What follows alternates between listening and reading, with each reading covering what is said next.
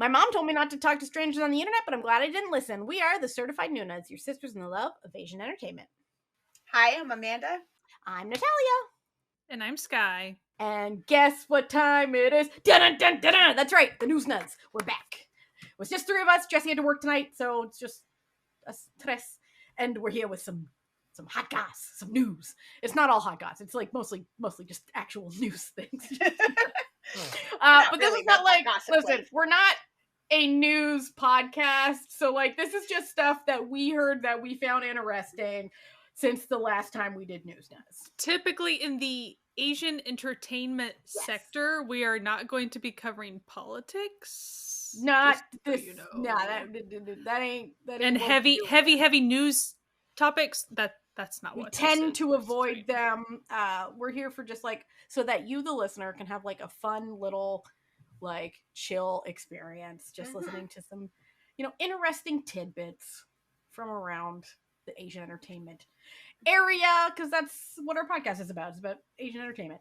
But first up, as we always do, we have some Korean military updates for y'all. Not like political military, but like military enlistments of K-pop people and actors. We got some people coming back. Ooh. They're being released to us. EXO's Kai. It feels like he's been in there my entire life. He returns to us February 10th. Kihyun from Monsta X. He also seems like he's been there forever. Yeah. He comes back on the 21st. And Jaehyun from Men Flying is coming back on the 24th. Our sunshine is coming back. And Donghyun from Very Very is coming back on the 27th. Okay. And Jinwon from Icon is back in April on the 19th. And this is sort of sad, but not kind of, but it's good that he's getting help. Hee-sung from Vanner was discharged on December 16th because of a medical situation. Okay.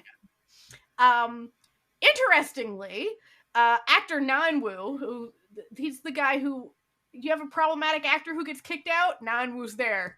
He's there to come in to replace him. Don't worry about it. Good guy Nanwoo. Good guy Nanwoo. No one ever has any bad things to say.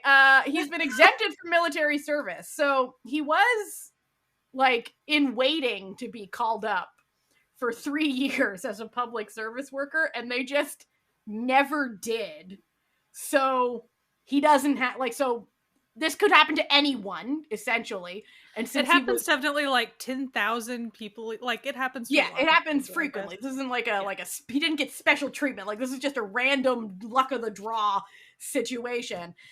So he is now exempted from military duty due to sheer. It almost feels numbers.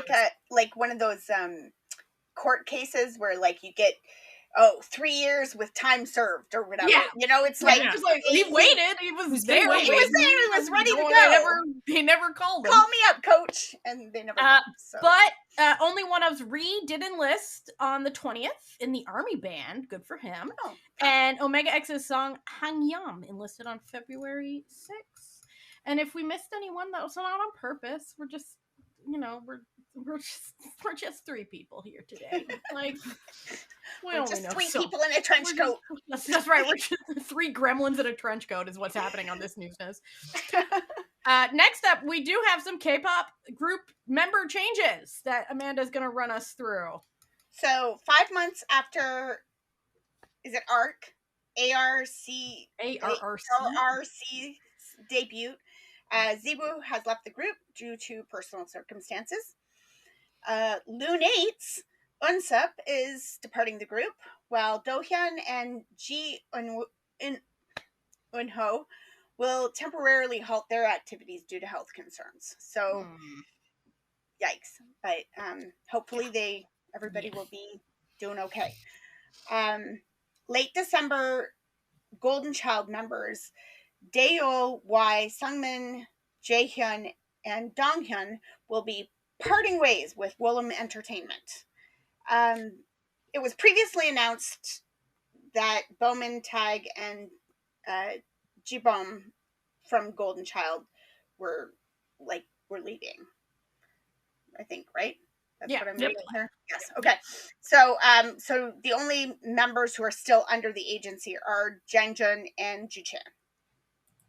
So, That's Woolham for you, really. Yeah. Yep. They've been weird about how they're announcing it, Yeah, listen, Woolham has never been a reputable agency by any stretch of the imagination. So ensigns Junhyuk and Eddie, who were both on hiatus due to health concerns, left the group and left the agency. So the group is going to continue with 7 members now. And Dexman, right? Announced their fandom name to be Mons. Sure. Okay. Listen, I thought it was a nice little note. That's a fun little end, you know, a little end to the situation. Yeah. And finally, before we get into some juicy stories, there have been some people in the entertainment world who have left us, and Sky will be telling you about that. So, Taiwanese actress Barbie Hsu, she was in 2001 Meteor Garden. Of that fame, you probably have seen her. She passed away at 48 from acute pneumonia. It was caused by the flu during a family trip in Japan. Korean actress Lee Joo-shil, she passed away in her 80s, so she's been around for quite some time. You've seen her in a lot of things. Train to Busan, The Uncanny Encounter, Beauty and Mr. Romantic, Squid Game 2 most recently. We've seen her in a lot of things. She passed away at 80 from a battle with stomach cancer.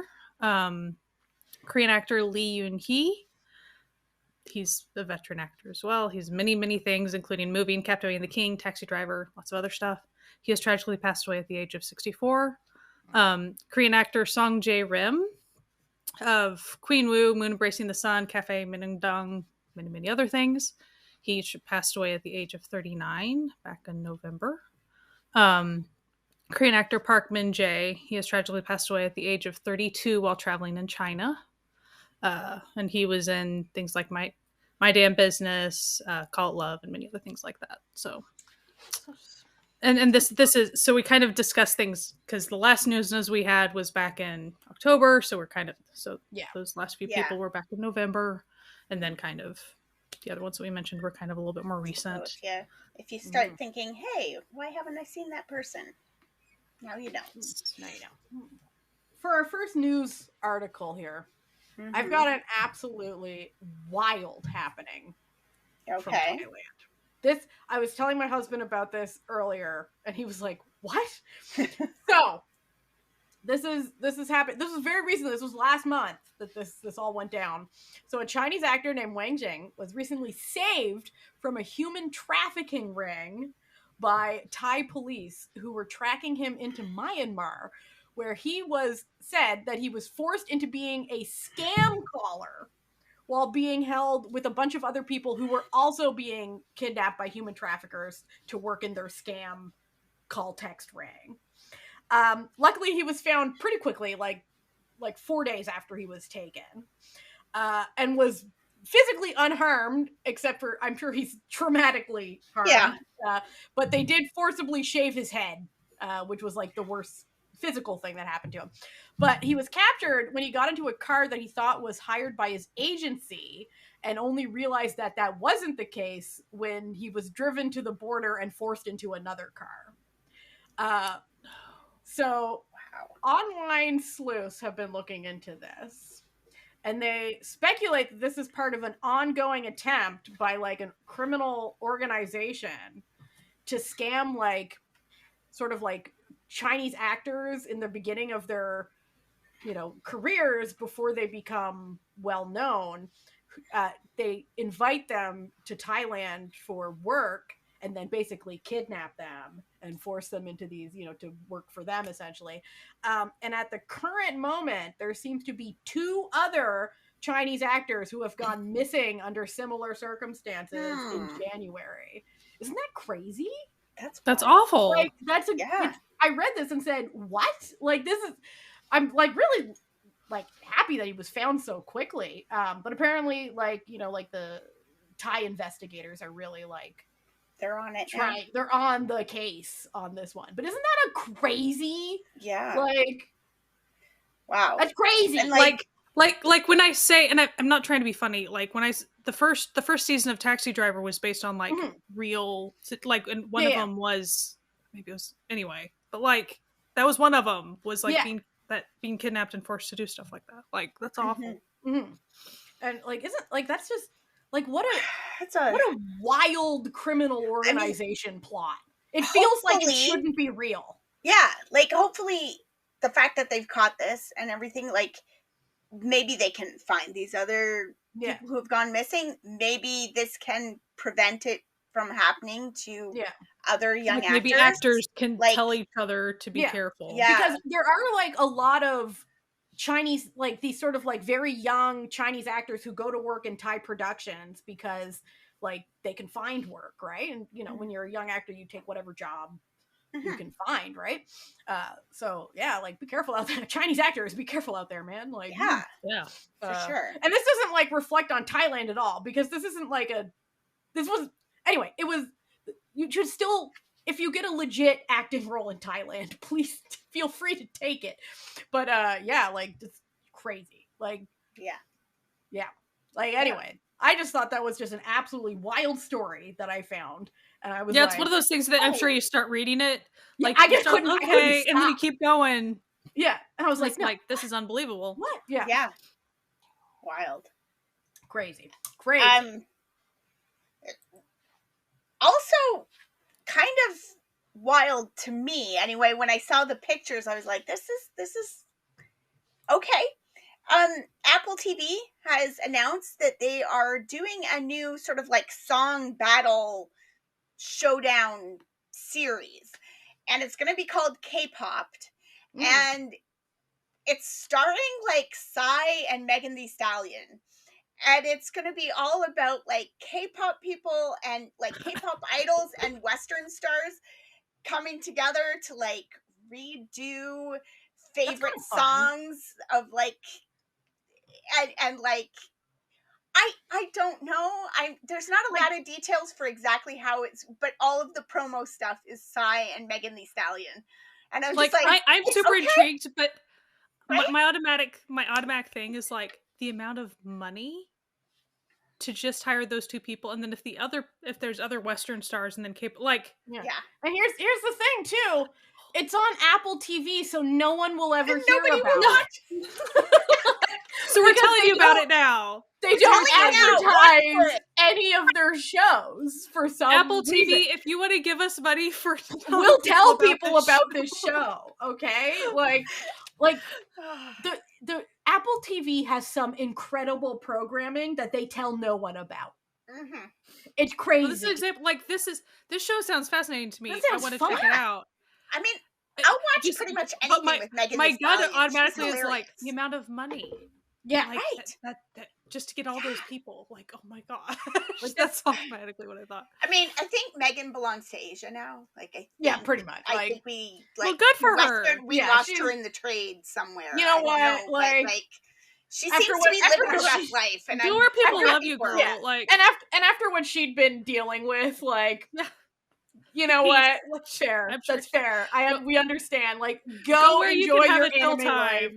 Yeah. Go enjoy, like, because she loves anime, she loves nerd shit, she loves K-pop. Go just enjoy, and like, they love her. So like, she just did the thing with Twice. Like, she's all over the place. Like, go live your life, girl. Like, hell yeah. But yeah, Apple TV, please just advertise your shows. Please tell people your shows exist. They're so good, and nobody watches them because nobody knows they exist. Please. So I'll bring up the so there was once a K-drama that was going to be coming out. It was called Resident Playbook, and it was way back in May last year. Okay. And it was like about to be released. It was, I think they had already done, I feel like they had already even like released, they were very close. Stills and stuff, yeah. Like they had, I feel like they were stills. I feel like we were just about to have it. And it is a Hospital Playlist spinoff, and Hospital Playlist was incredibly popular. So this was going to be like kind of a shoe-in popular show, right? And so the show is called Resident Playbook. So you know, Dr. Resident Playbook. But it was halted back then because there was a very long drawn out medical resident strike in the real Korean Real spaces, world. in the hospitals. And it really did put a big strain on the healthcare system for quite a while. And as far as the way articles typically talk about this, it's like public sentiment was kind of against medical shows at the time and blah, blah. It's like, I'm not so sure about that. I don't think but that like, was actually the case, but you say what you want. Yeah, you know? I feel like I feel like the network was being a little too jumpy in my little personal opinion. But the reason I'm bringing this up now is because it is just recently been announced it will be released April this year on TVN. Nice. So All right. we will hopefully be able to see that, and it has a lot of people that we like and love in it. So but it, and this is not even to be heavy about like really like, I mean, a strike is still a very serious thing. Those medical residents were striking for really important reasons. But I think it's interesting when, you know, the entertainment industry is like, oh, we got to pump the brakes on this. It's like, it wasn't going to be a disrespectful thing. No. It wasn't like it was a silly show. That show is actually pretty even-handed and heartwarming typically. So like kind of odd that you guys it wasn't like the point of the it. show was going to be like, residents, they're paid too much. Am I right? Right. It wasn't going to be the show. Well, and it was all like filmed already, I thought. So like it was like they were going to touch on the political stuff that was going on about it either. So yeah. But, you know, when stuff happens in the real world, it affects what we're given access to for our fiction. So it's kind of interesting. Like that was kind of my whole point. But yay that we're going to get to see it. I've got a long-going update to a long-going story about just absolute corporate malfeasance to a great degree. And that is, we're back. NewJeans is... They're still you're picking up that I'm picking up the NewJeans. I'm picking up the NewJeans torch. I did so like I am on like another channel with our good friend Frankie, and we did like a whole live stream when the first NewJeans nonsense started, where I was like, no, you don't have to pick a side. Both of these, like both Hybe and Adore, are terrible. And the only victims here are these teenage girls. And it turns out the teenage girls themselves may have finally figured that out for themselves. So they've lawyered up. They just announced recently that they have lawyered up to sue both Hybe and Adore. Nice. And this came after Adore apparently, allegedly, tried to assert their power over NewJeans' advertising contracts, despite the fact that NewJeans had ended their exclusive contract with both Hybe and Adore. Like, they were still willing to, like, fulfill the terms of their ongoing things, but then Adore basically put them on a hiatus so that they couldn't finish out the things that they had going. And so they assert that they have done this as like Hybe and Adore are now back in cahoots and doing this in order to get rid of NewJeans, because now the NewJeans brand is like tarnished because of all this corporate nonsense that's been going on. And so that they're on a hiatus while basically Adore and Hybe finds their replacements. And NewJeans said, no. They also allege, it gets crazier, okay? And this I 100% believe, by the way, because I know how these corporations work.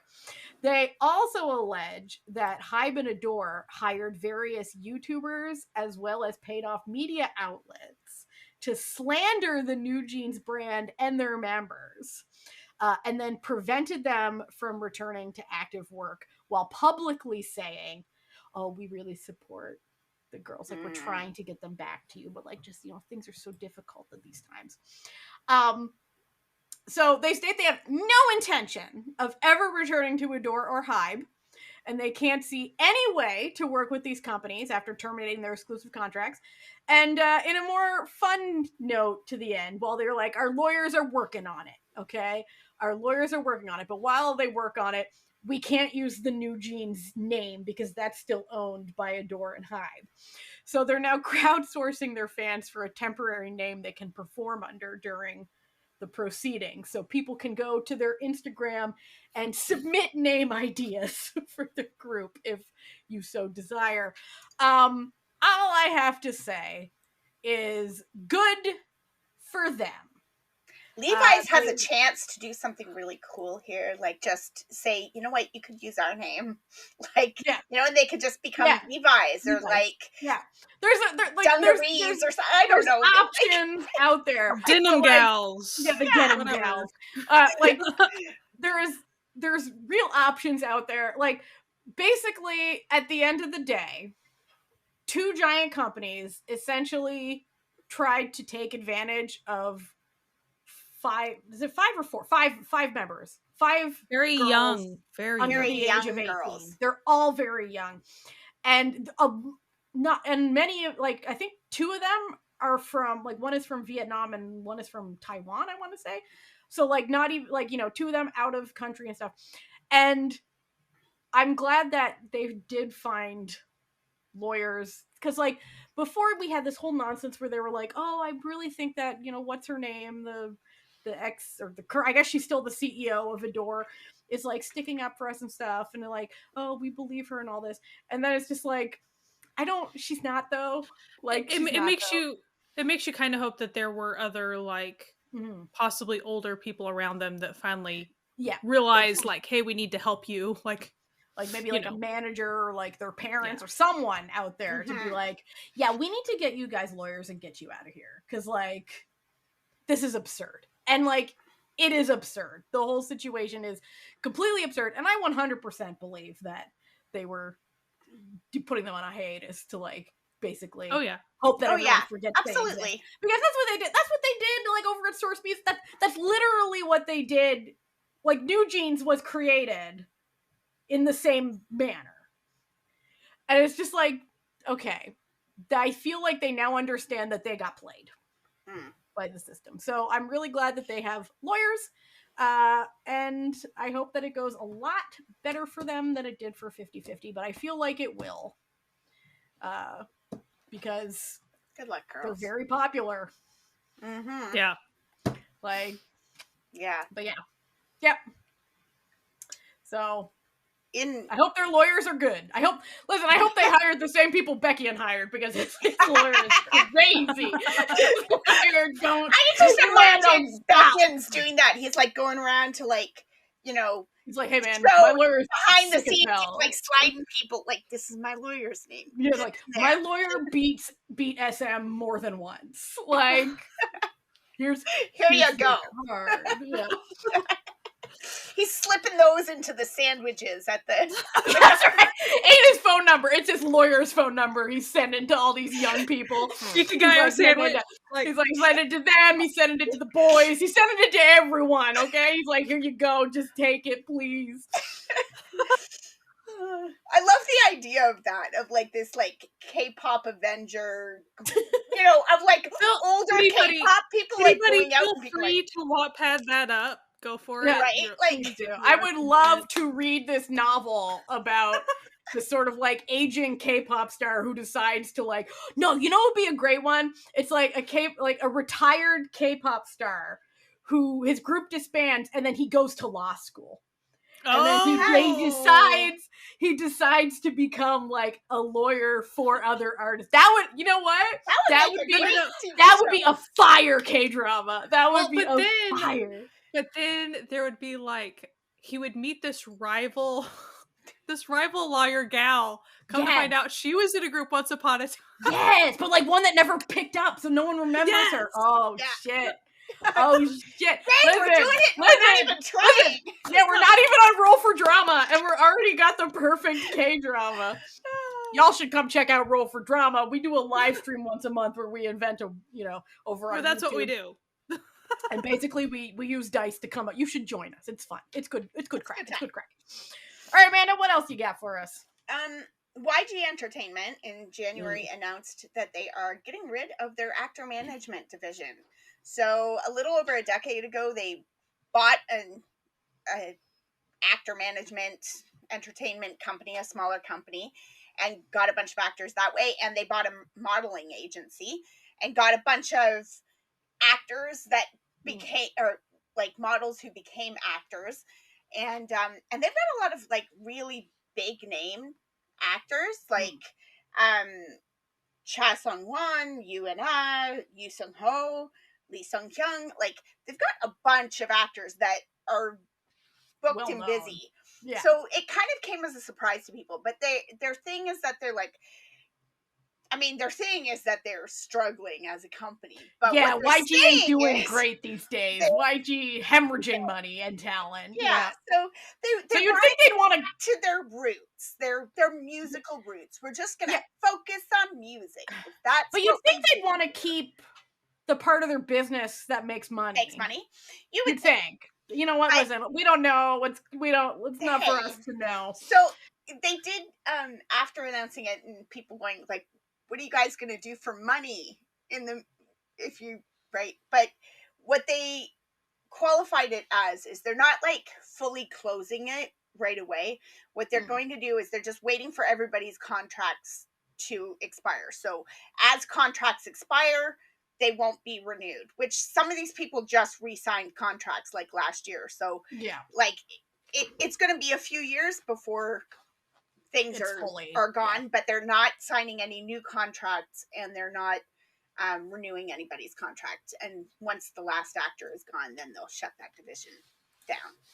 So it just seems like such a bad idea. Right? Like, listen, I may not be a entertainment business person, but well, it's weird to me too that they're getting rid of that, but they also have a branch of their company that is like goods and services, like things, like goods, like you know, surfboards or whatever they're selling. I don't know, but like they're, you know, stuff. They sell stuff. They have a YG plus something that sells stuff. They're not getting rid of that, like, which has nothing to do with the music business. So I don't. We're getting back to our music roots. Sounds like a lie, but you know, whatever. Ivy.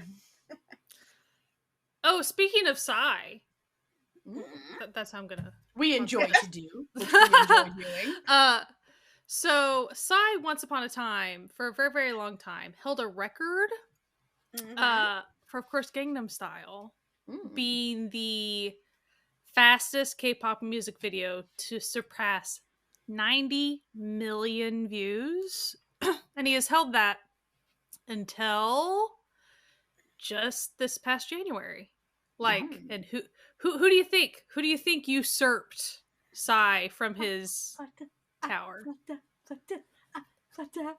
Yes! And it wasn't 90 million, it was 900. 900. Million. I'm so sorry that I misspoke. No, 900 million. So I will reiterate since I said it wrong. So 900 million views was the record, like, and it was the rate at which you get to that number. And so Gangnam Style had been the top of that this whole time. And so now Rosé and Bruno Mars's music video for APT is the fastest K-pop music video to surpass 90 million views on YouTube. The previous record was it took Psy 144 days with Gangnam Style to get to 900 million. And Rosé and Bruno Mars did that like at a much quicker rate. And so there you go. So they're the new, and they've been breaking a lot of other records just for like a lot of Billboard records. They usually, when they talk about it, All I Want for Christmas, that's kind of the main reigning, like, you know, like 14, 15 weeks top Billboard stuff. It's starting to challenge a lot of those records and break some of those records, and so just keep your eye out. Like it's fun to see things kind of shake up a little bit, and it is a catchy song. It's a very catchy song. Like, my son, not into K-pop at all, not into any of that he's watched some dramas with me in the Mhm. past, but like not at all. Yeah. And over the Christmas holidays, at one point, I was just like humming, and he just looked at me and he started singing. He knows all the words. He's I singing think- it with me. Like I just okay. loved like when it won at Inkigayo and everyone was like, "Oh yay, Bruno Mars Sun Benim got his first win!" Like everyone was having a good time, you know. Like the song is a bop. it It is is. It's very cute. It's very fun. So I thought that was pretty fun. Yeah. It'll be interesting to see how long they keep that record. So, like, Yeah. Psy held that record for so long. And so, like a decade, right? yeah. Over a So it'll be decade. interesting to see, like, how long they keep this one. So, cool. Good job. Okay, so taking us back to Thailand, because I usually do most of the Thai news. This is just sort of like it's not so much like, this isn't so much a news story. It's just sort of like an ongoing, interesting thing. So, according to economic projections, the ThaiBL market is set to generate over 5.9 billion baht, which is about 86 million US dollars in 2025. I know that, like, in terms of like American film and TV, that doesn't seem like a lot, but for Asian film and TV, that's a massive amount of money. So Thailand at the current moment is basically dominates the BL market in Asia and accounts for over half of all BL and queer TV shows and movies that are made in Asia, which is wild. Like, that's so many.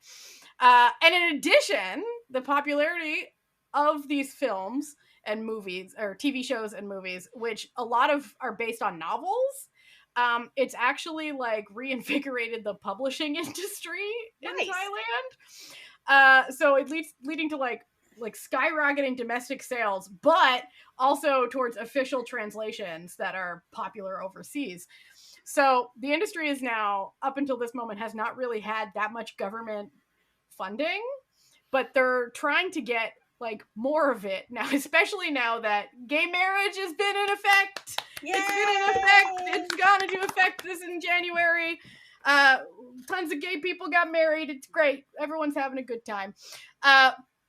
So they want to like get more government money as like a form of like, sort of soft power outreach, like come to, Thailand and stuff. So who knows? We might be getting plenty more BL than we already get, and perhaps listen, I love a good low budget BL just as much as anyone else. Sure. But we might be getting like some like more high budget BLs because of if this happens. So I like them both. Listen, I've watched some real slapdash operations that have been delightful.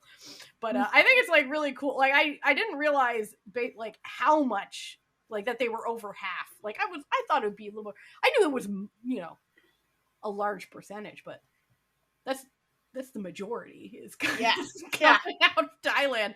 So, and hopefully more. There's never enough. There's never enough. I remember I saw like someone being like, BLs are on the way out. I'm like, BLs never be on the way out, baby. For anyone with a heart to see, like, yaoi exists for those of us with eyes. That sounds very like Chinese government. Yeah, like, BL's on the way. It's like I think BL is peaked. I'm like, baby girl, let's just say it sounds very American government to even say that. That's like saying like rom-coms are out, or no, they aren't. They're not. They're not. And especially a style. Especially since BL isn't a genre. Okay, people act like it is, but it's not. It's a relationship tag. A genre is mystery, crime thriller, sci-fi. BL just means there's some gays doing whatever's going on inside the show. So like, what, you're gonna just cut off an entire group of people's romance? I don't think so. Listen, for those of us with eyes to see and hearts to love, yaoi exists forever. Yaoi, there's always. Listen, why do you think Gundam's so popular? Yaoi. Listen, it's true. I know this sounds like a ridiculous thing to say. It's not. Like, if your show doesn't the thing have... is, if you start really looking, it's like, why do you think original Star Trek was so popular? Slash. Yeah, Yeah.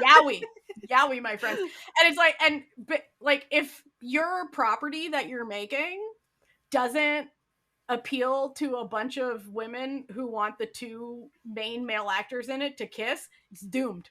It's doomed. You're never getting anywhere. I'm sorry, dead property. If there's not some like homoerotic tension that everyone can like sense a little, you ain't getting, like, listen, you just, no one, you to the history books with you, no one's gonna care. You will be forgotten. Make it a little gay, people will love it. Don't worry. Why do you think Supernatural was 15 seasons long? Because people really gave a shit about the brotherly quest to defeat Satan? No. Okay. Absolutely not. But yeah, so more BL. BL. I know I have a vested interest in there being more BL because I love it, but Amanda, what else you got for us? This was back in October, but the Nobel Prizes were handed out, and novelist Han Kang was awarded the Nobel Prize for Literature. She is the first ever Asian woman and the first ever Korean to win this award. So that's great. Her books are widely banned or attempted to be banned in Korea because her works are considered subversive and harmful to the youths. That just means they're good, baby. They got that sauce in them. That's what that means. Yeah, in October there was a news article that went out. The Korean libraries had taken all of their stats, and in a opposite of what Natalia was talking about librarians doing, they sort of released some of their stats, and her books were being lent out at the rate of 1 every 3 minutes. Nice. So the youth like the subversive. It's almost like her work speaks to people, the average person, and almost yet, like when something speaks to people's hearts and souls and minds and you try to ban it, it makes them want to read it more. Interesting how that works. Like, related to that, I was watching Chanwoo. He was doing a like kind of an unpack my bag type thing, but he was having to name all of his little objects with name tags. It was kind of a similar thing, but one of them was one of her books, and he was being very honest. He's like, I haven't read this yet, but I've had it for a while, and so I bought it. So I will make myself, like when I have a moment, I plan on reading it. But he was trying to be like, yeah, she, like kind of pumping her up a little bit, like, she's really good. I know she's really good. I need to make a point to read it. It was really funny. And her books apparently have been translated into like 28 different languages. Yeah. So there's a good chance you can find one. I have not looked them up, but if you want to, they're maybe soon. Mm-hmm. Okay, I am going to dive into a more serious one that Jessie actually has shared the info on. So just kind of buckle in for a bit. I'm going to read a little, but I will try to keep it interesting for you. But this is going to be a heavy topic, so we will probably do, a fun one after I say all this. There's a big trigger warning on this. Big trigger warning for sexual assault. If you need to skip for a bit, Natalia will be having the time codes. So, like, if you're telling you to skip this, check out the time codes on our website if you're listening to this on audio, and if you're on YouTube, it'll be in the. You'll be able to jump forward to skip it. Yeah. So, this is from Jessie, and she also gave the caveat that, so this is in the Japanese entertainment side of things. So it's harder to find like excellent sources, and so sometimes the translations may not be like 150% super duper accurate. So she just wants to also keep that in mind. So the story is about Nakai Mashiro. Just to set everyone up. I'm sorry. It's you cut out really badly for me, so I'm not sure if you would be cut out. So could you just start again from the story from the Japanese entertainment side? I'll cut it so it is more seamless. Did I say the thing about Jessie caveat stuff, or yeah, did that cut? Yeah. I got all the caveat stuff. It was literally like right when you started to talk, you froze and everything weird. Went silent, and I was like, "Damn it! I'm so sorry." No, it's not your fault. It's not your fault. So this will be Japanese entertainment side. So that's what this will be. This story is about Nakai Mashiro. Just to set everyone up with who he is, he used to be the leader of a huge boy band, SMAP, from the late 80s, early 90s. They basically skyrocketed pop music in Japan to the rest of Asia. Mashiro got big inside of the group, and he did a lot of TV host gigs and got even more popular, and it only excelled more for him to get higher paid, more respected. He was huge, like very influential and stuff. So in December, news broke that he had assaulted a woman back in 2023. He reportedly paid off the woman to keep it quiet. This caused a lot of his shows and stuff to abruptly be canceled, and he was suspended from all of them. It was then reported that someone at Fuji TV was the one to set up the two of them, which led to shareholders to make the board at Fuji TV open up to investigation. So that's like that's huge stuff. Yeah, it's good that they did that. Like instead of trying to cover it up, like because you can usually let's all admit usually this stuff gets swept under the table. Yeah. It was found during this that the people at Fuji TV knew about what happened and basically when it happened, and they didn't do anything, and that there were other incidents that might have happened the same way. Essentially, the claim that other instances, especially the claim that the station was offering women up to other celebrities. It's not confirmed, but it's been alleged. Anyway, so this caused a huge ripple effect within Fuji TV. A lot of ads are pulled from the station, shows being canceled. The president and chairman of Fuji Media Holdings resigned, and a new president appointed. Like, I even saw an article about like the people that were having to resign, of course, apologize and all that stuff and whatever. So even Mashiro issued an apology. While this was all unfolding, they eventually led to him retiring at the end of January. There's a lot of things that happened, like bigger deals that Fuji TV lost out on, popular shows airing with no ads or sponsors, so they, trying to keep probably making money where they could. Yeah. And TBS doing their own investigation. But Fuji TV is still in full crisis mode even 2 months since that report. Wow. One tweet that Jessie saw said that one of the press conferences was 10 hours long. That's crazy. Oh, that's crazy. Like that breaks my brain. Okay. This is huge. What can you possibly have to say for 10 straight? Like, that's crazy. That's crazy. That's a lot. But like, really, like all of these men who have had years of goodwill, just it's suddenly coming out that they're just a bunch of pervy assholes. It's just like, it's worldwide phenomenon. Yeah. And I'm just like, this is crazy. They like, people wonder why I don't have any straight male friends. But so like, it is really good that it's good to see progress on like exposing corruption and sexual abuse and all these things, and just awful things towards women within the entertainment industry. And we know that this to be clear, we know this happens in every country. We're not like, ooh, Japan. No. But like, so anytime you see it anywhere being revealed finally, it's good that it gets revealed, and it always makes you hope that when things get revealed, you hope that it scares the people that are perpetuating that presently somewhere, wherever. Stop. To think a second time and maybe be scared to not do that anymore. So like, we only move forward each time this stuff gets exposed. Yeah, and also it's when it gets exposed, it empowers victims to then be able to talk about it, which is good. So, yeah. What a piece of shit.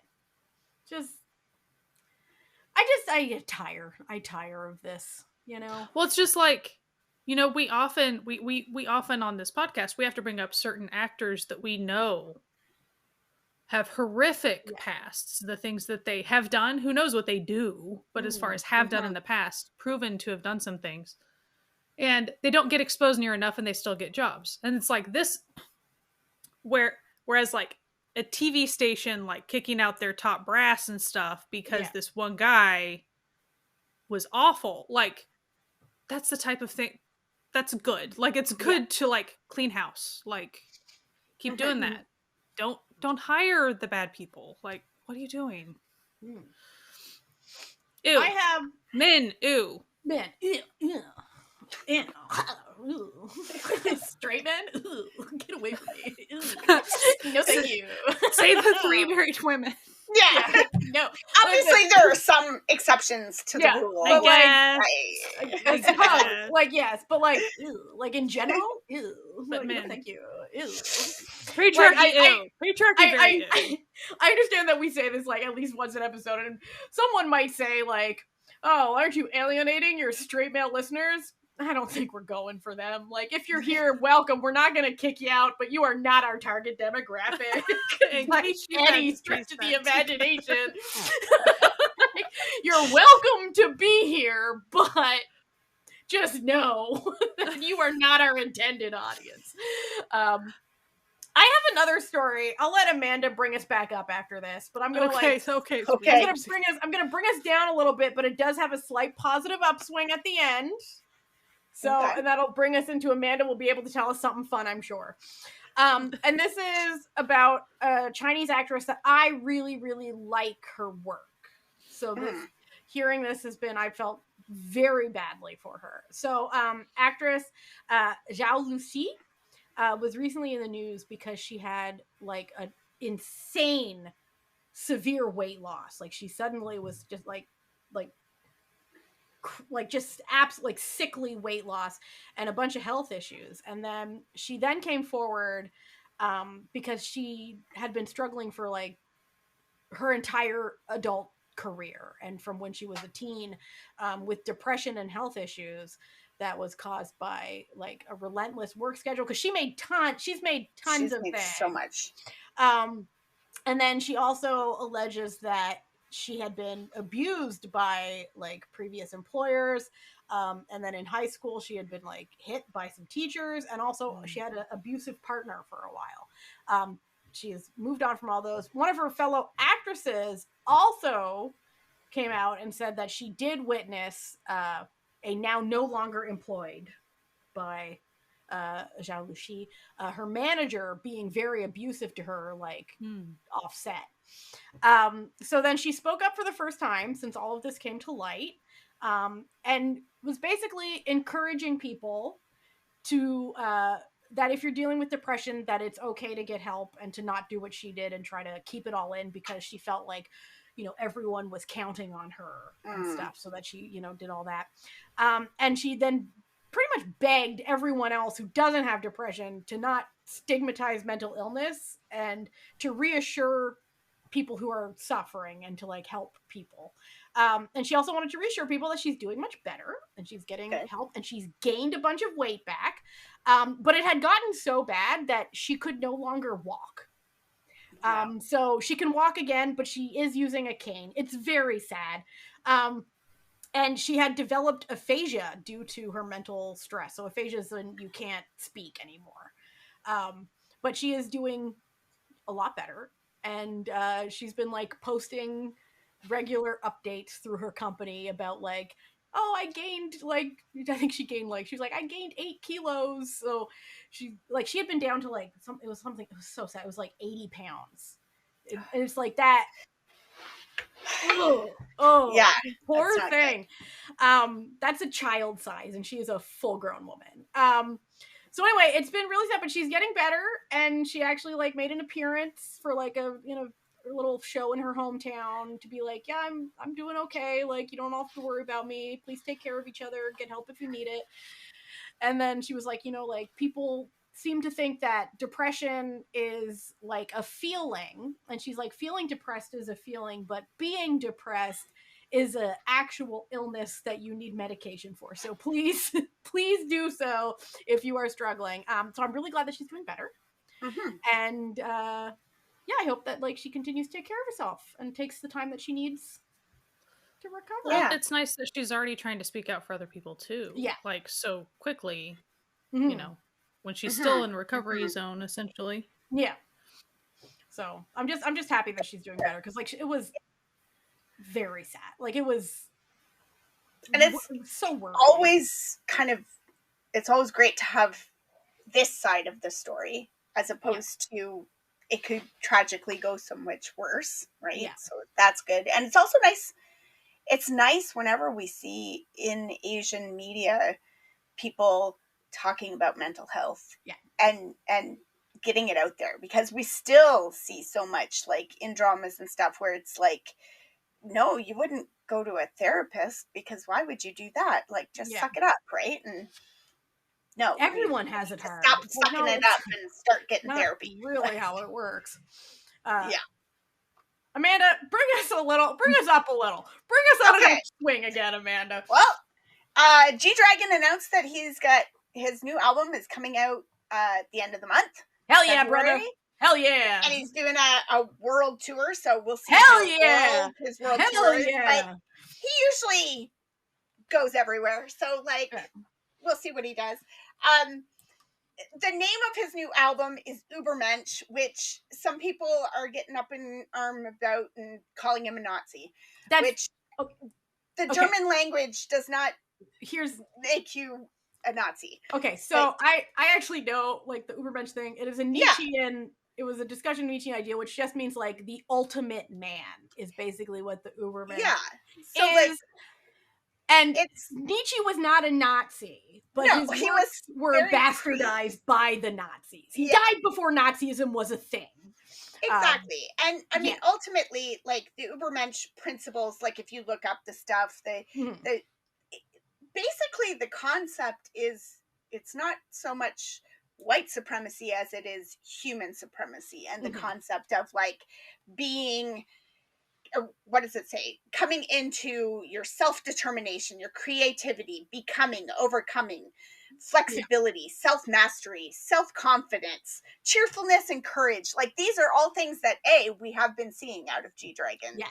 He is so much more confident. He's in his Ajima era. He's wearing his Chanel and pearls and he's playing with like puppies. He's full of joy these days. He really does. And it just, so I could very much see where he is saying, I've overcome some things, and I'm on the flip side, I will admit, like if you're announcing like a world tour name and an album name, you could not pick that. Like you could name you could it. This is also anything else. You're right. You're right. Like as far as, do we see the angle he's approaching this from? Probably. Yeah, like we get it. You see what he's doing. I get what he's doing, but at the same time, because of the world tour angle, specifically, how about? I think, speaking as someone in current America, let's not we could pick. I get what he's doing, but I think it's also unfair to sort of go, oh well, like we're gonna, because you used German things where Nazi imagery and stuff, when it's not Germans right now that are doing the Nazi and also stuff, like right? it was that wasn't like the case, like from the like it's weird. It's like a weird middle situation. I mean, it's more like when you're the one picking your tour name. Ideally, you pick something else. Is really like the light end of that, right? That is. It'd be good to pick something else. There are, but hopefully the album's awesome. I'm sure it will be, and it is happy to see him around, being happy, like you guys were saying. He is. It seems like he's just so much more full of joy than I've ever witnessed him, like in behind the scenes and everything. It just seems like he's loving life, just doing his thing, being his weird little self. I mean, when I was looking up the stuff about YG Entertainment and stuff, like it had stuff about GDragon. Like he went into YGE when he was 13. Yeah, like the man has not been free. He was trapped. He's not had freedom. Okay, so he's been in a bizarre sort of prison his entire life. He went directly out of that hot mess into the military. Like, nah. Let the man wear his babushka scarf and like do whatever he's like he wants. The best at whatever he does. Yes, you are. Yeah, he is. He is. Absolutely. Like, you're the best at being GDragon that anyone could ever be, Because GDragon isn't a name. GDragon is an idea. Like a sense at of the self. end of the day, it's a persona. It's a thing that he's done, and he gets. And the GDragon thing gets like imitated often, but never quite. You can never quite capture the magic, you know? Right. Let me think of something else light here. I will say Squid Game 3 has been announced. There's going to be a lot of people super excited about that. It will be June 27th on Netflix. Sooner than I thought it was going to be. One of the teasers also did show, you know, the really tall, creepy girl doll thing? Yeah. There's going to be a boy doll. Oh, dun, dun, dun. Dun, dun, dun. Oh, they're multiplying. Oh, God.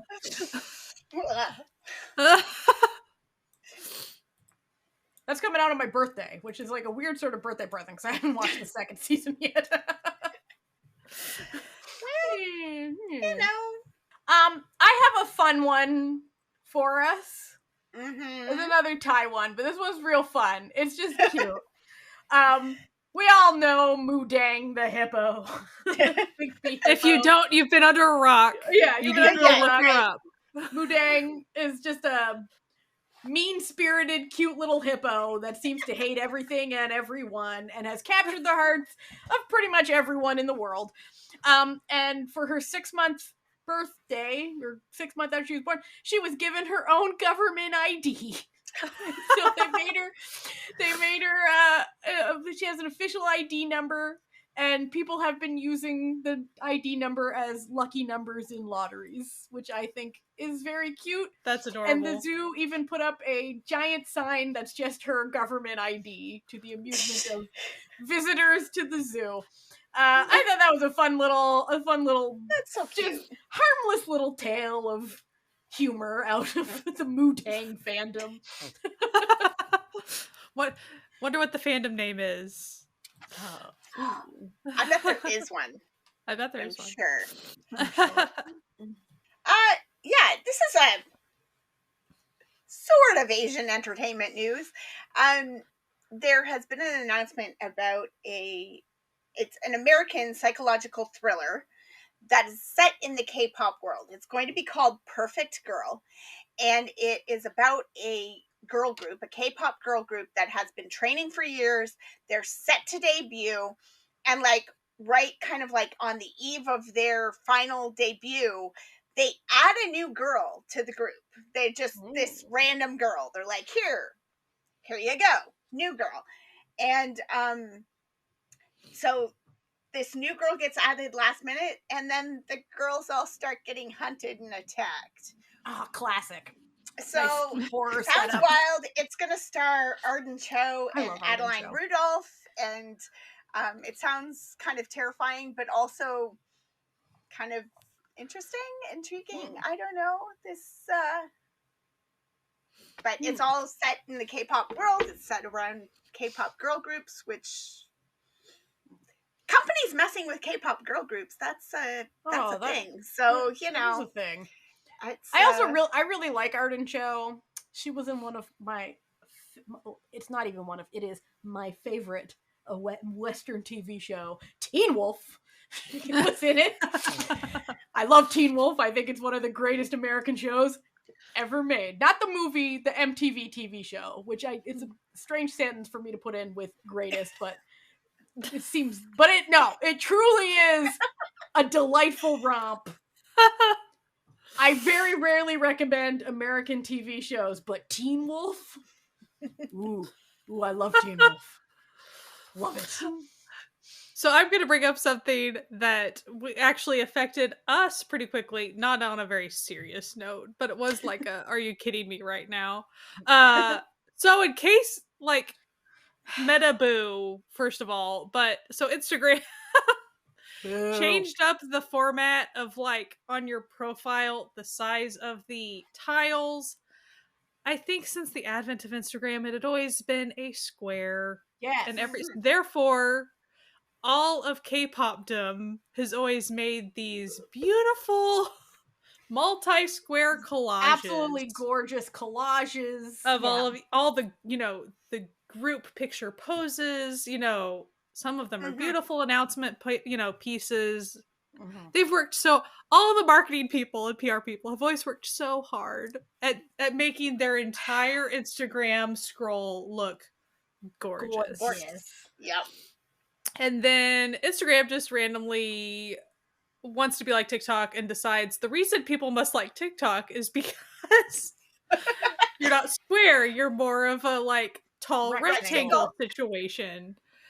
And everyone goes, no, we did not ask for this.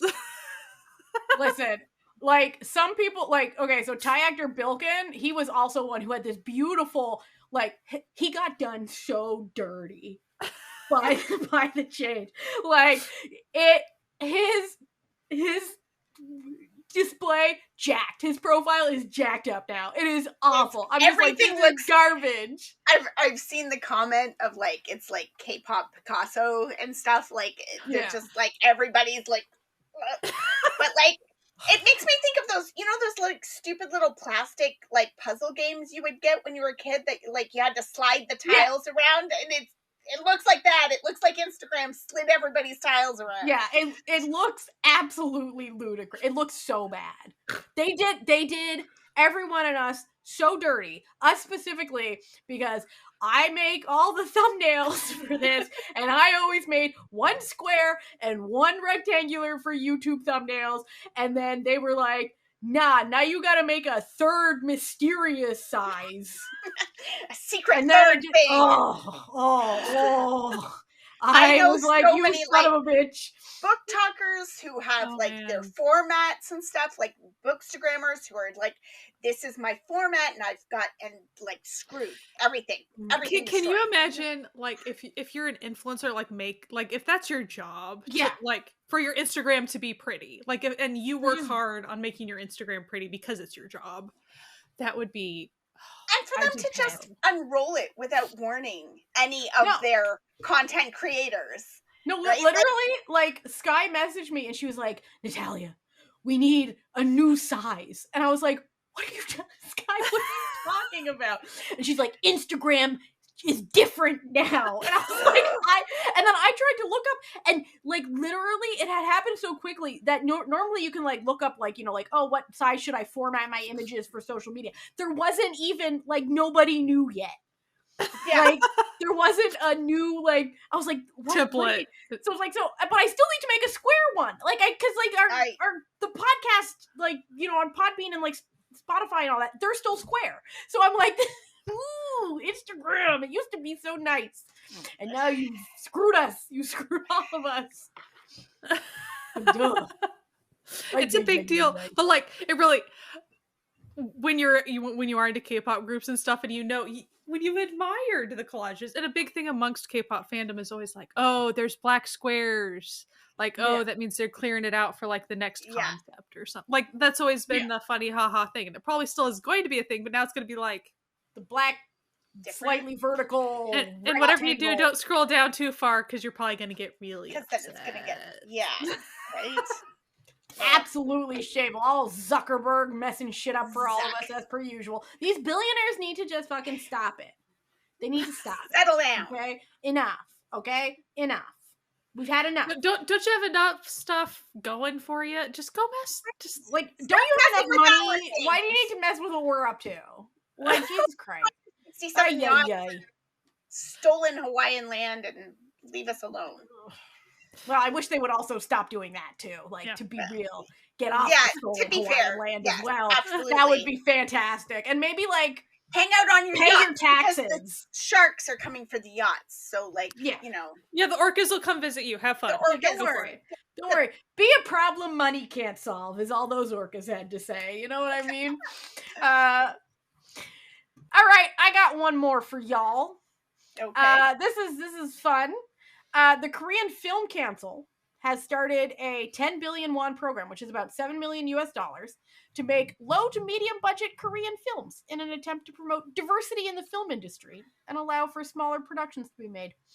But if the films become really popular and make a bunch of money, they do have to pay back the grant money that's given to them. Which you know what? I think it keeps the grant money in there for other grants. So like, I think that's fair. Exactly. That's true. And the council expects to support over 140 projects in 2025 alone. Nice. So that's like really good. And I know that like in terms of as we were saying previously in this episode, in terms of American filmmaking, $7 million does not seem that much. But in terms of Asian filmmaking, that is quite a bit of money to make many films. They do not have the $1 trillion budgets that Disney puts up for these, you know, Marvel movie shenanigans, okay? They're making reasonably priced films.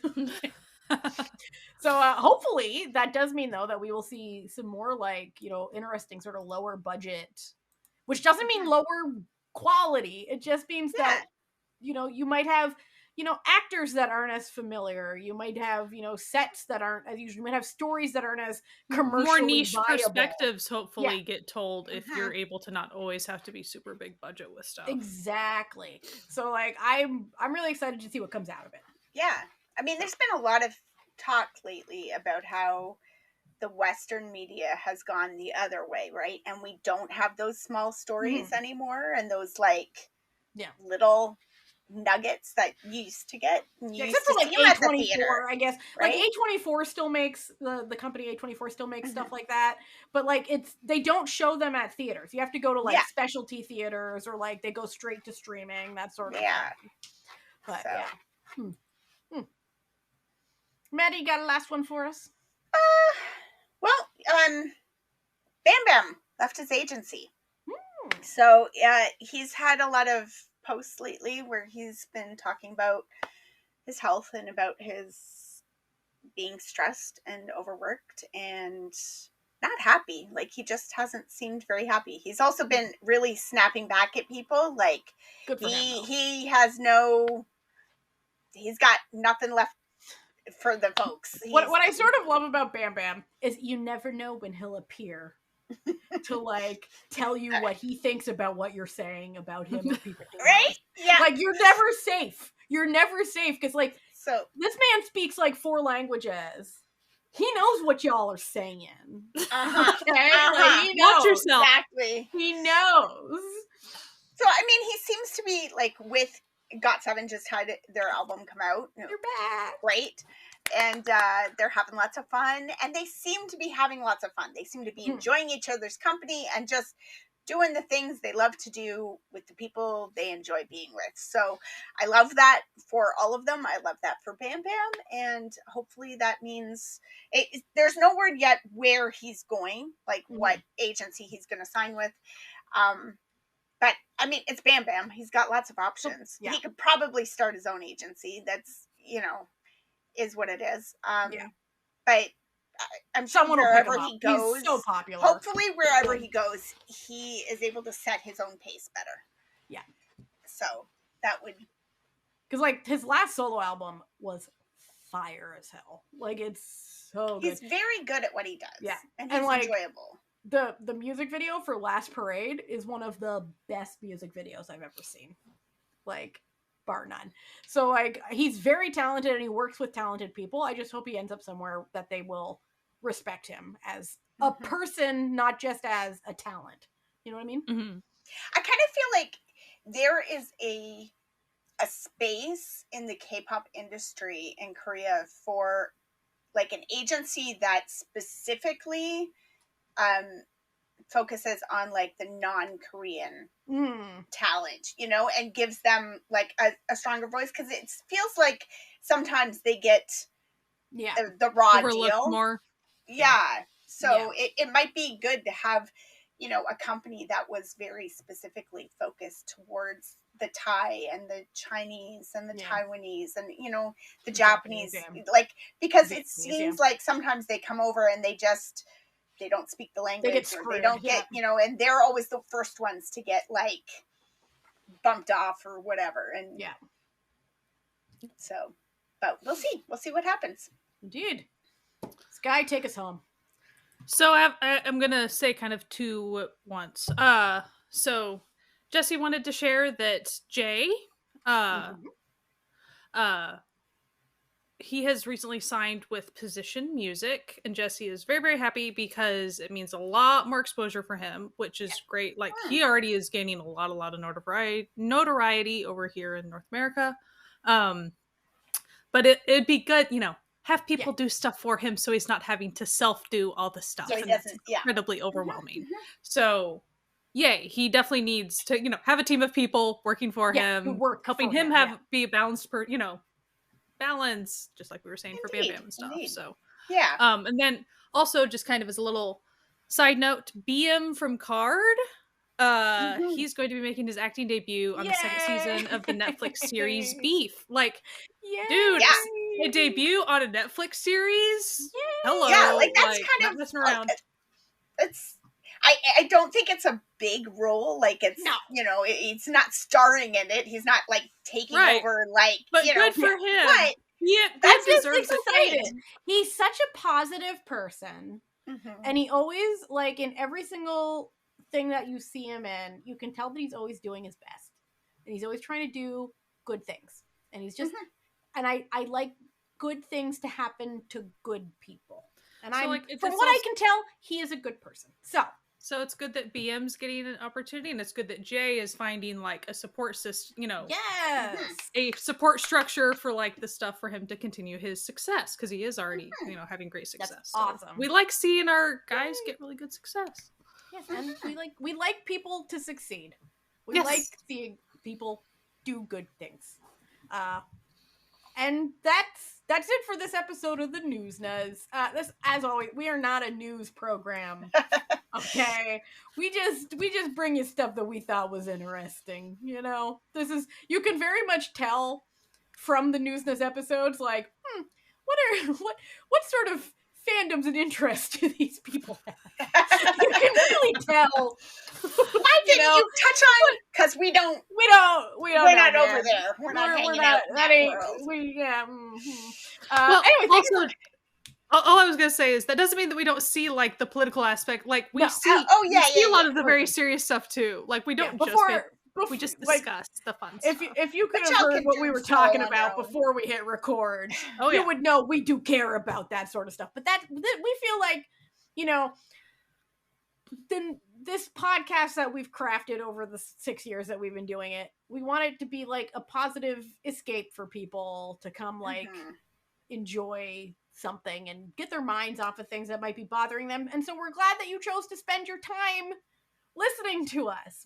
That's like the biggest compliment that and also, when it comes to, like, the really serious news, we leave that to the people that the news is happening to. Like, go seek out the actual newspapers and things. They should be the primary sources. We're not.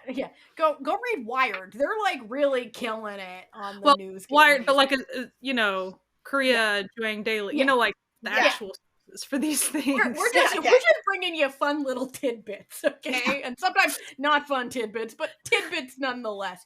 But thank you for hanging out with us. We will be back next week with we got something saucy coming up next week. And we hope you enjoyed spending your time with us. If you want to listen to us in audio, we are wherever podcasts can be found. And if you want to see us in video, we are on YouTube. So please like and subscribe if that's where you are. And we also do live streams every once in a while on YouTube as well that are always so much fun and a good positive place where you can feel free to come chat. Leave us comments. I reply to every YouTube comment that needs a reply. Sometimes just comments don't need replies. But if a reply is warranted, I will reply to it. So if you're wondering who replies to all the YouTube comments, Natalia. I get up to that. It's one of my favorite things to do. I get so excited when there's a new comment. I get to go be like, oh, hello. Anyway, if you want to, listen to us with time, you want to see time codes, you want links to stuff that we're talking about, you want to know, hey, where do I watch that show that y'all were mentioning, you got to go to our website, certifiednoonas.com. We have every single episode that you can listen to in audio on that we've ever done, and then links and time codes. Most that, like, we can only guarantee that, like, the last month or so, sometimes people move where shows are. That's not, we can't deal with that, but we do our best. And if you want to support this podcast like the incredible people who do, you can go and join the Found Family at patreon.com/certifiednoonas. They're our found family on the web. We love them. We think they're the best. We have little mini episodes that come out just for them. We have a movie night. It's so much fun. And we genuinely appreciate everyone who decided that we were worth spending a couple bucks on every month. Indeed. Yes. It's a little fun heart. Anyway, thank you for listening. We will be back next week, as I said. Keep yourself safe, as always. Wear a mask, wash your hands. Got lots of flu going around, other things going around. So please take care of yourself. And, that's all we want in our hearts is for you to take care of yourself and others. Anyway, and keep enjoying Asian entertainment. We'll be back next time. Bye. Bye. Bye.